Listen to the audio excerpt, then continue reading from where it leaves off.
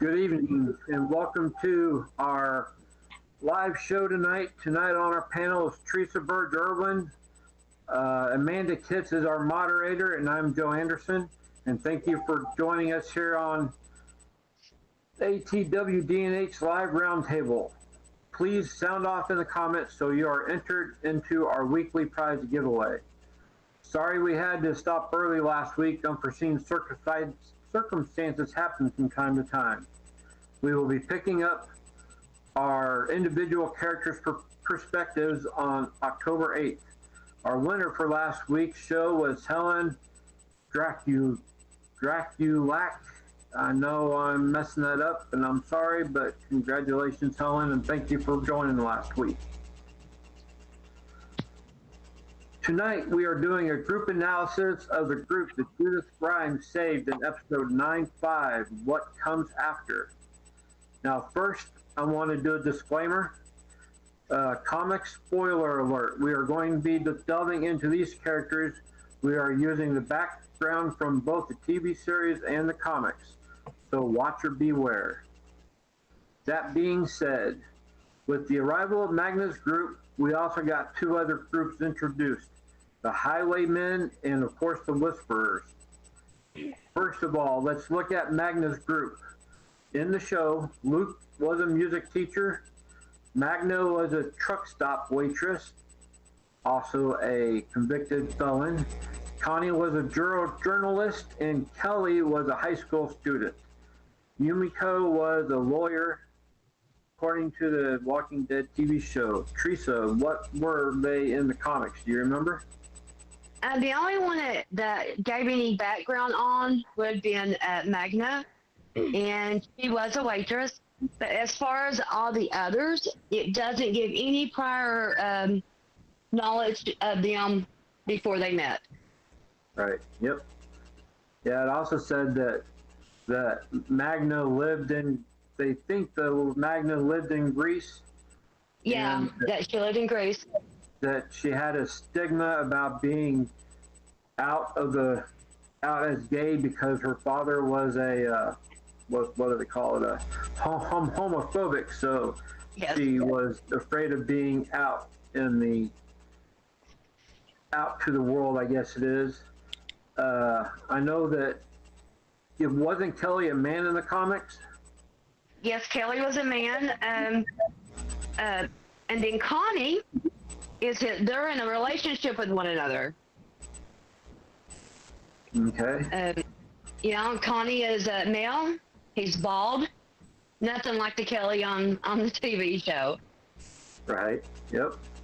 And I did read that towards the end of the comics, it did come out that Yumiko and Magna were in a relationship together. So that part seems to be pretty close to the way that they played it out in the comic books.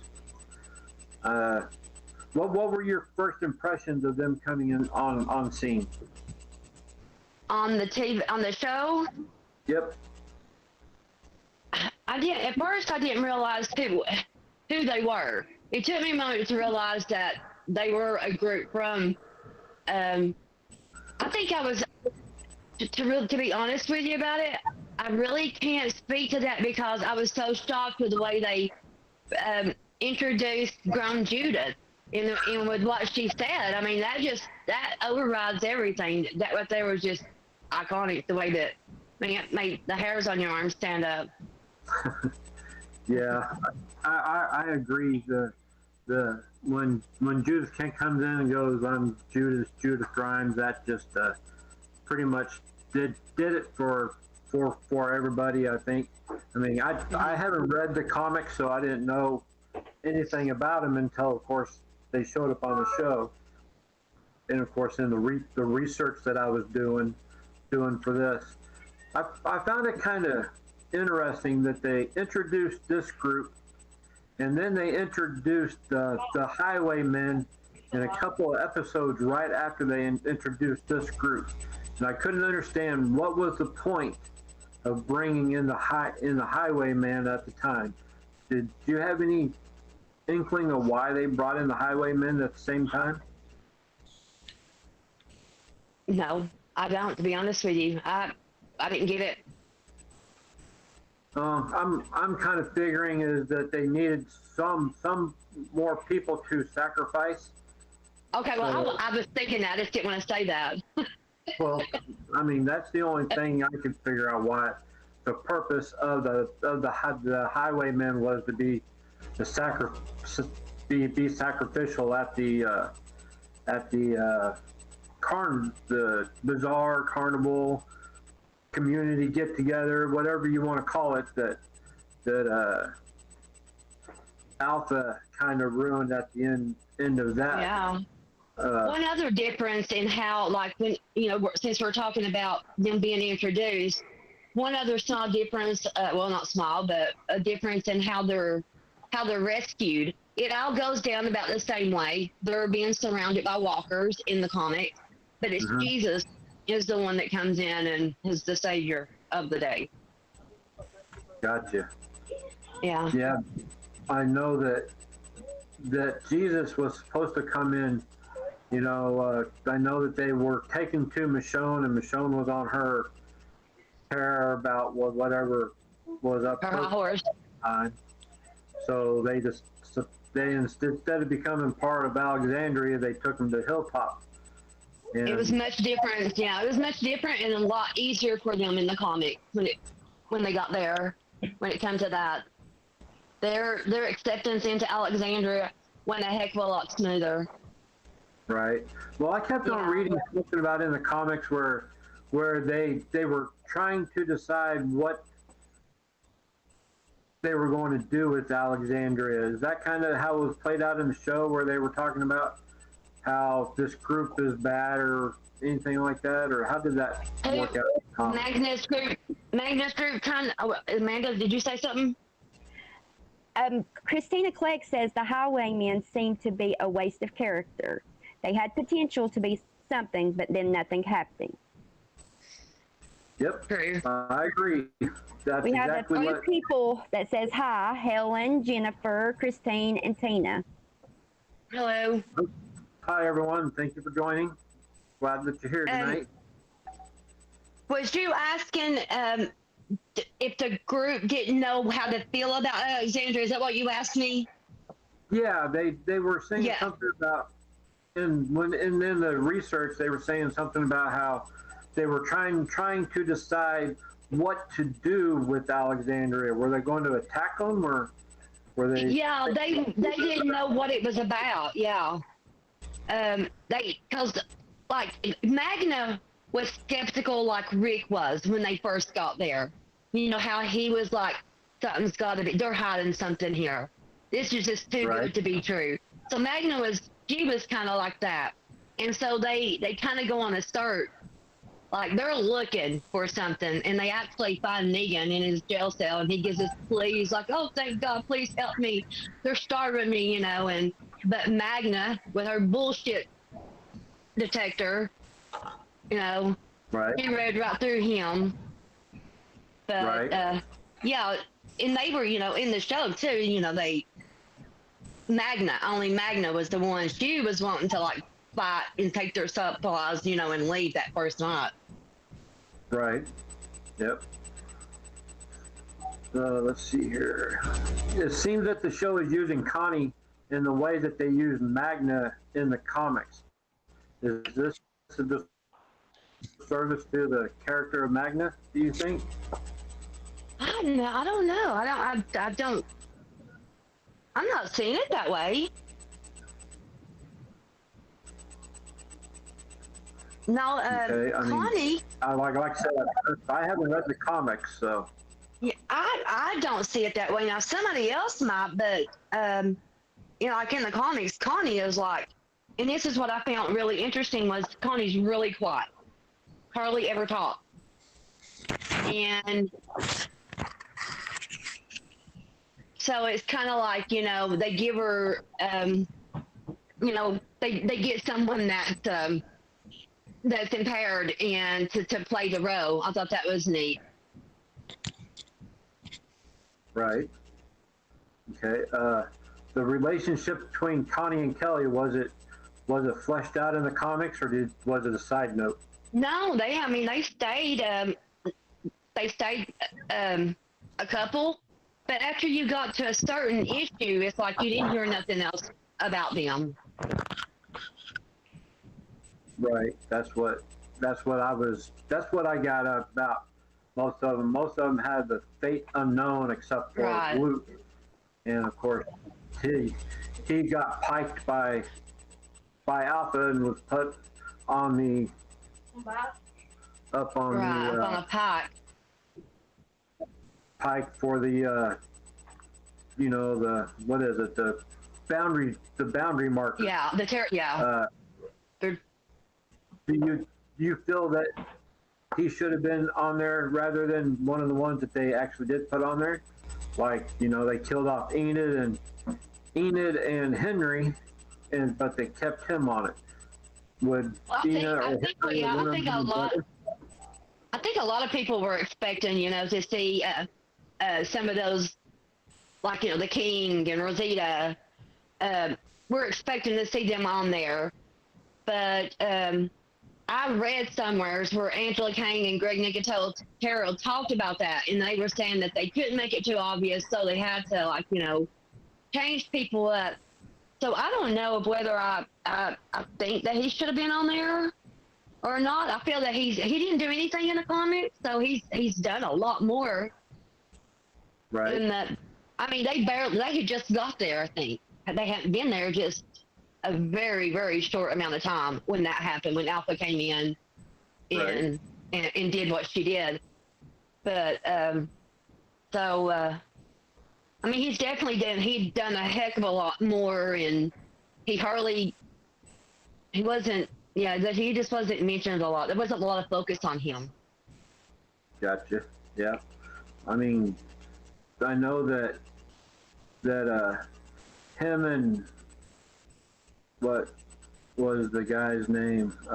The guy who was in love with Enid. Alden. Yeah, Alden. Him and Alden were doing that back and forth at the fair. So, I mean, we know that Enid got taken about that time that they were doing that back and forth at the fair. So, I mean, could they have saved Enid and put him up there? I don't know. Right. Amanda, you got something? Yeah, I mean, Helen says, I think they have to change it up somewhat from the comics, otherwise it would just be very predictable. Exactly. Yep. But I would have much rather agree. saw Alden up there and not Aiden. Just saying. Well, yeah, I mean, Alden was in my opinion, Alden was a throwaway character until recently. Right. Right. So, Exactly. Yeah. Like before, I would have been okay if Alden had been on there, and besides Enid. But now I really like his character. right. But yeah, I mean, Luke kind of, he's after that he's fallen in love with one of the girls from the ocean community, and you really don't never see him in anything anymore. But I know why that is. He's doing that movie. But Right. I mean, and it's interesting in the comics, he's in love with Magna. okay. Yeah, he's in love with Magna, And of course, she ignores his advances and tries to like say, I'm not interested, and all that, but she just won't have it. He's just not getting it. About like goes back to Eugene, telling Tara she was hot, and he just wasn't getting it. Yeah, Eugene's a whole other ball game there. I'm pretty sure we'll be talking more about him on the 8th. But with Connie and Kelly, did you, with them being sisters in the show instead of lovers, is that a big difference, or is that a no big deal one way or the other? It doesn't really make no difference to me because, you kind of see how they are with one another, how they're like very protective of each other. Well, like Kelly was like very protective of Connie in the comic. She gets bitten. Actually, she gets bitten by a walker in the comic. Who does? During Connie does, yeah. She's bitten on the arm, on the right arm. I'm sorry? Take her arm or something? Yeah. Do they take her arm? Yeah, Kelly cuts her arm off and she survives it.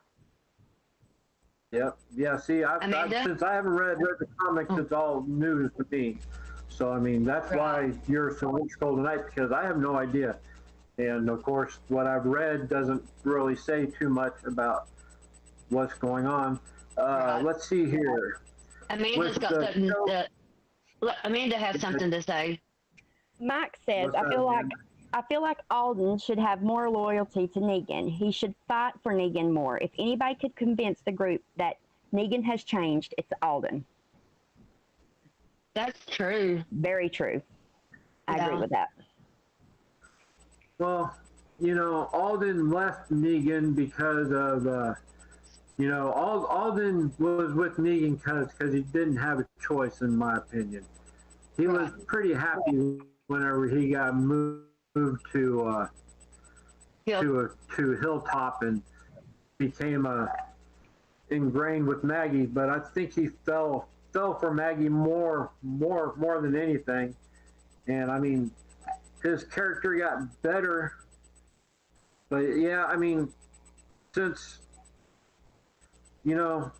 whenever Judith got lost in the snow, only one person went after her, and that was Negan. Yep. So, and of course, Negan, more than anybody, saved everybody's butt with the Whisperer. So, should he be more loyal? Yeah, but he's also already a turncoat. So, it's that's the way it goes, I guess. I guess he's seen what Maggie did with Gage, but yeah, I guess he don't want to go against her either. I get it. Right. She's brutal. She's brutal, and she's a hypocrite, if you ask me. Yep. Sorry, I had to say that.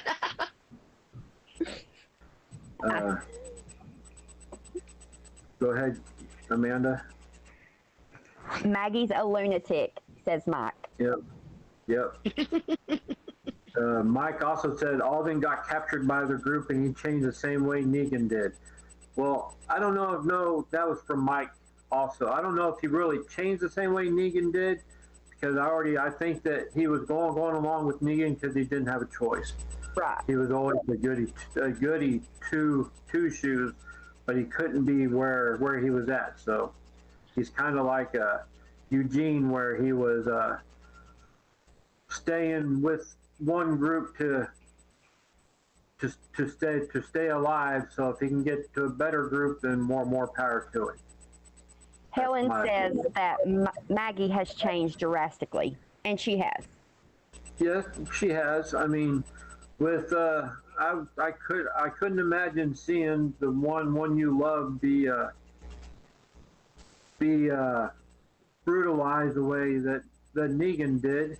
But I mean, with what she's had to do ever since then, of course, her little story and everything, it's like I said before, I think that she has come to realize that Negan was doing what he had to do, what he thought he had to do to keep everybody in line, and that's one of the biggest things about a community with all the bad stuff going around you. If you're not in line, you're not together, then you're apart, and that you don't live that way.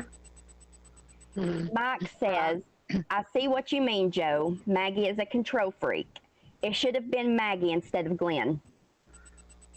Well, Aha. well, Maggie had two things going for her. She was a woman and she was pregnant. The two of the biggest things that Negan won't mess with. But did Negan know that?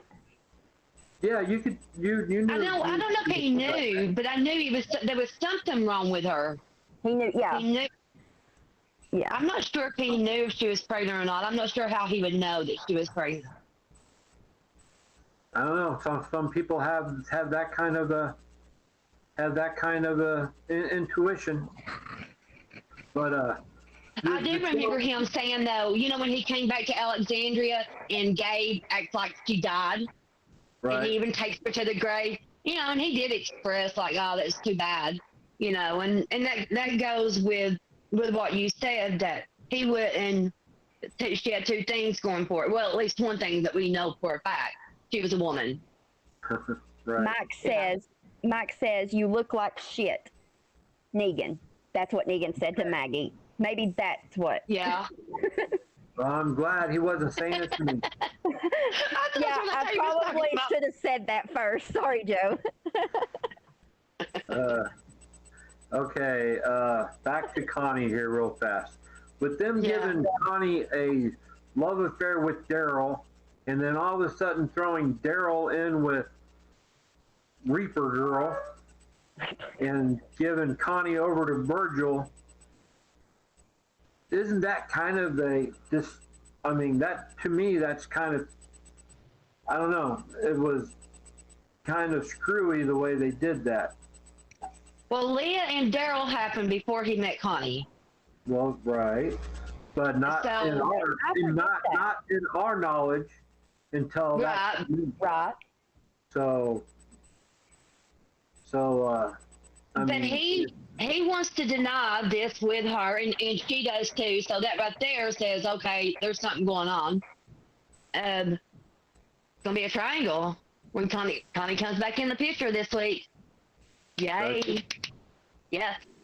well, Not don't Sunday tell- night, but I don't tell know. us. I don't know nothing. I've not seen it. You know more than I do if Connie comes back in, because I don't watch any of that stuff, or I try not to. I try not to get a. No, it's just Well, I rumored don't- that she is. What episode, we don't know yet. It's not rumored. It came out Angela Kane's mouth on Talking Dead that I he's don't in watch episode Talking 6. Dead anymore because I'm tired of them telling me what's going on. Ever since we started doing this, I don't like watching Talking Dead because it gives me, I want to have opinions of my own, not saying, well, Right, I get what you're saying.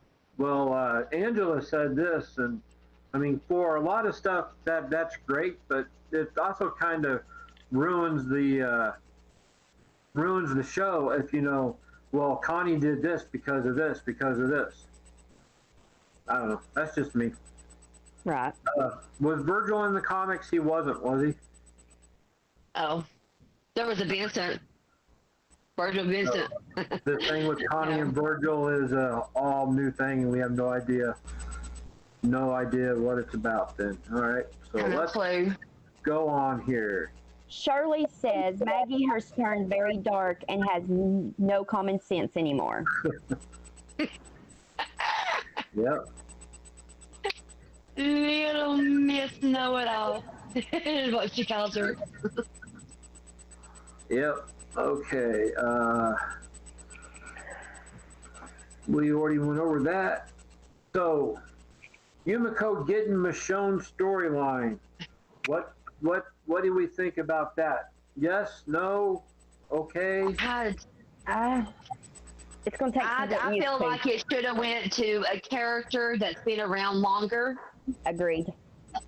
Yeah, I feel like it should be around with a character that's been around longer. Something it'd be more impactful. Would mean more to us as fans if like if it was somebody from the King's past, or I mean, I Well, think that would be a lot more meaning behind it. well, who went to the Commonwealth in the comics? It would have been okay. Give me a second. Eugene, Yep. Michonne, Okay. Magna, Yumiko, and Sadiq. Is that right, Mike? So, really and truly, the only two that they could have given it to was Yumiko or Magna.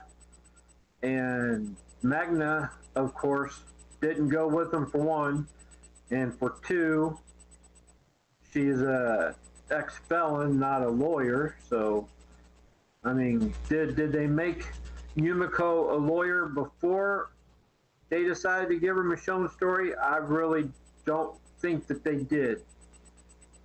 I don't think that they were thinking that far, because they weren't planning on ending it in this season 11. Well, So, no, but it was getting fairly close though to that storyline, to that arc. Oh, was it? Okay. Well, yeah. Well, Tina Burns agrees with you, Teresa, that they should have gave it to someone who had been there longer. I mean, I can only go from who they sent, and of course, who they sent in the comics and who they sent in the show. So, I mean, Yumiko is the only one that they could have given it to. So, I mean, what character should have gotten it? If it should have been somebody I would have liked to have. I mean, I would even if Michonne was still here, I would have hoped that they'd given it to someone else, because that would be too predictable. Okay, so Mike says Eugene, Michonne, Magna, Yumiko, Sadiq, and Joannis. That's Princess, right? Oh, Princess, yeah. I left Princess off. I would have maybe even liked to have seen her find somebody there besides Mr. Sherbert. I don't know who Mr. Sherbert is, or Lance Hornsby. I guess Lance Hornsby is the guy that's stroking the kids' hairs in the commercials they put out. And so that's Lance Hornsby. He's going to be one strange character, one odd character. He's going to be an oddball. All right. So sound off in the comments, guys, of which one of the person in this group do you want to see make it to the end, and which one you want to see not make it to the end. I'll go to Teresa first. Who out of this group, which one you want to see make it to the end? Out of Magna's group? Yep. I would have to go with Connie. Connie, and who do you want to see by the bullet? Oh, God. No, Jennifer. Out of all the people in Yumiko's group. Yeah, we're talking about Yumiko's group here. I would have to say probably Magna. Magna? Is that just because you can't think of one better, or? That's just because she's probably, I don't know, I like Magna though. I really like Magna, but I don't feel like she's done as much for the group as she hasn't. She's just sit back and listen to the records, bless her heart. But I mean, she's done a lot of guard duty and all that. But as far as like, I don't feel like her story has advanced anywhere. She might get a little bit better, since season 11's come along, but right. I don't know. I guess I'll stick with Magna. Okay, what about you, Amanda? Who do you want to see make it? Well, Jennifer says Yumiko, I'm assuming, to make it, and Connie not. Ooh. And Mike is saying Magna, but I'm not sure if he wants her to make it or not. As for me, Kelly. I want to see Kelly make it and Magna not. I love Luke, so I'm so glad nobody said Luke. I'm just not too sure about Luke yet. I feel like I need to see more of him. I just like his sense of humor. I just like, I really want to see this relationship with him and Jules. Yeah. If I had to pick somebody to make it, I would want, out of this group, really and truly, it doesn't matter who makes it and who doesn't. They've all, except for Connie, they've all helped and became a part of the show. I can't say that they haven't, but there's not a one of them that deserves to stay or to go. Did you say Connie hadn't done anything? Not really. I mean, she's in love with Daryl. She takes care of her sister. She went out and I see that the community has learned a different language. Other than that, and helping with Henry's crazy hind-end, that's all I've seen from Connie. Yeah. Mike says, honestly, I could give or take any of them. I would like to see Magna make it and Luke can go just because Teresa said that. Yeah,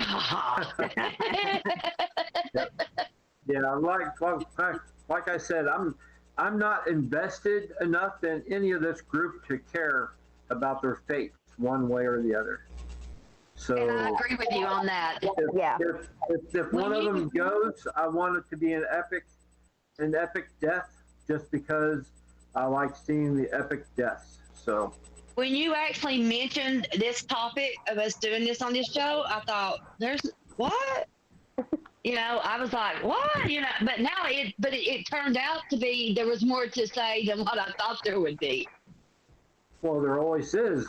I try to make these interesting enough for everybody to. Well, no, what I mean is I felt like that they hadn't, there wasn't really that much that any of them has really added. Right. Tina says that she would like to see Kelly make it and Luke go. Mike says none of them really have done much at all other than normal everyday work around the settlement. That's right. That's exactly right. So that's all I got for tonight. Do you all have anything to add or subtract? Nope. No, I think that's all. Anybody have anything to say? Comment now. Jennifer says, sorry, I have to go. My son is awake and not feeling well. Have a good night. All right. Have a good night, Jennifer. I'd like to say good night for myself and hope to see you all next week. Next week, we're going to be doing a compare and contrast of two movies, which is Hell House LLC versus Dark House. So, for me, I'd like to say good night. Good night, everyone.